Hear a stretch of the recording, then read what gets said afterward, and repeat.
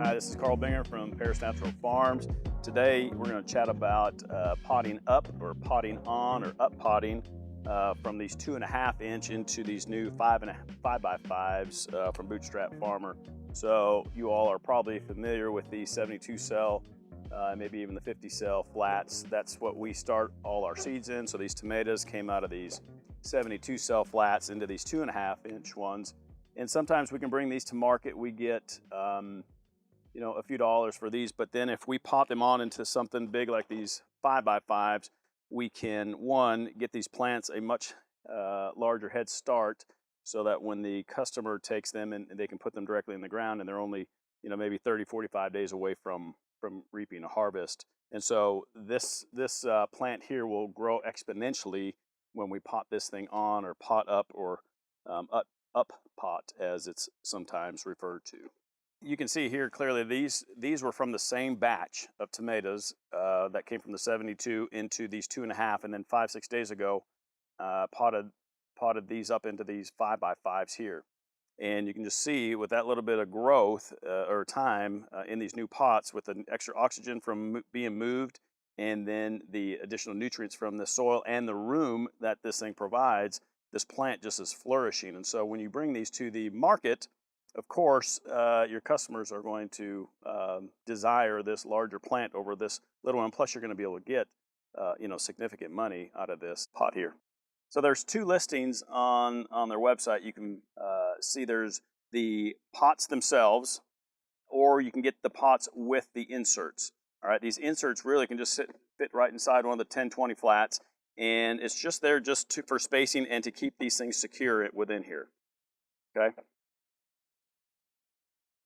And now, if you're going to the market, you've got some stability in there in your trays. Here it is. We just took that insert out, and so it still fits into a 10-20 tray, but you don't have this stability. And if you're driving or hauling these things around or moving them through your greenhouse or wherever, you're going to see that just the stability is not there on them. So I'm going to show you just a little hack on how to go about using these. Of course, you can use whatever system you want, but being as you're going to be potting into this, you can kind of go ahead and make a little imprint for this thing, and it's about half the size of that. And so this will work pretty slick. When you see this process, you'll be left with just a divot from which you can then just take out your plug from this and insert it into here and put in your amendments if you'd like. Okay, so I've just going to get that plumb so it's just about flush.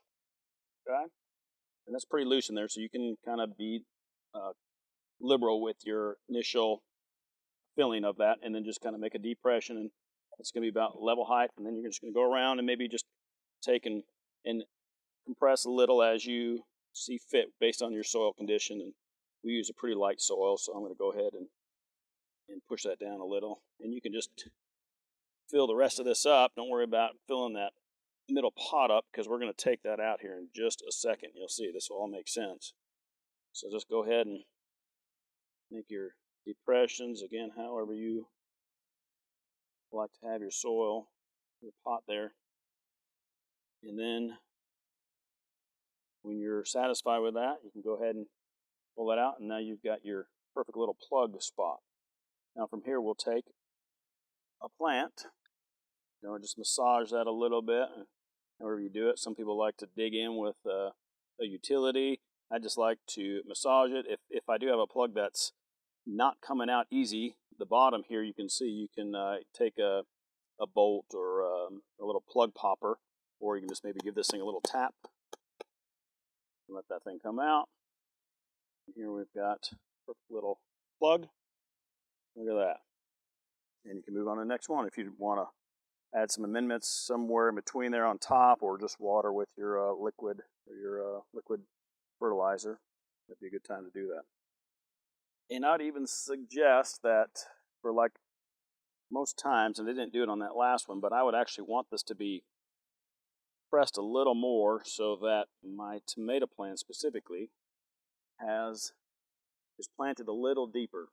Typically, the rule of thumb I always provide our customers is just to plant beyond the dark shadow in there. Sometimes it's a purple color, and that'll just allow more roots to grow. And so on your divot, you can depress that in further so it's not flush with the top as I first demonstrated. I'll show that here. And that's okay if that happens. Just push that down. I'll get this up a little here. And then we can take some soil, support that stem, and bury that thing all the way up to those bottom leaves. You don't really ever want this thing to be over the top of this because you want that moat. You want to create a little moat in there so the water sits in there and drains properly through the pot all the way down, so it doesn't just run off if you don't have a moat here. Now I found the perfect time to pot these things on is not after a fresh watering like this one, which is why I'm having a little bit of trouble why they want to fall apart a little bit, but it's probably like within 10-12 hours after they've had a watering. Of course, that's very subjective based on your climate and everything, but they will stay together if they're just a little, they've dried a little from the time that they were watered. That's a pretty good depth. I like that right there. See that? I'll prune off these bottom leaves, and even this bottom sun leaf right there. And leave us a nice little moat. So I'm going to keep this whole tray purple, and the reason for doing that is, as tempting as it is to be very creative in coloring, is because we have had numerous times where we've mixed up our plants, and we've had to sell mystery tomato plants, for example, because somebody mislabeled or forgot to put the labels in the tray. And so these color coding can be used to your advantage for that. Hey, all purple is my cherry variety, or your beefsteak variety, or your mid-size variety, whatever it is, and use a different color for that. If you're just a home gardener and you just want to get creative, a mixed variety is nice, but you might be able to use that in different forms either as well, for dates potting up or potting on or whatever your use case could be. So creativity is yours to be had.